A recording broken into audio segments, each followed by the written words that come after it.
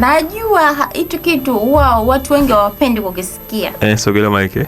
Hawapendi kukisikia. Lakini ninaweza nikathibitisha kwamba kwenye utoaji tunaelezea upendo kwenye utoaji. Kwa hiyo kitu cha kwanza kwenye upendo ili ujue nimependwa ni utoaji. Mtu afungue mkono. Afungue mkono. Sio kufungua mkono kwa hata sio kufungua mkono kwenye mamilioni.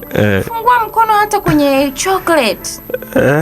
Nikumbuke tu kwamba niletee chocolate, niletee yani kwenye utoaji. Uwezo ukasema unampenda mtu afu hujawahi kumpa kitu. Hapo Belo unasikia?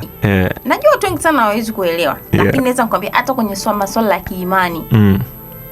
Kwenye masuala ya kiimani tulianza kwanza kwenye kutoa. Sawa. Mungu aliupenda ulimwengu hata kamtoa mwanae wa pekee. Kwa nini tu alitupenda hivi hivi bure? Kwa nini alimtoa mwanae wa pekee? Ili adhihirishe upendo. Kwa hiyo utasemaje unampenda mtu je kumpa kitu? Wewe ni muongo. Mimi mtu akinipa kitu najua ndo ananipenda.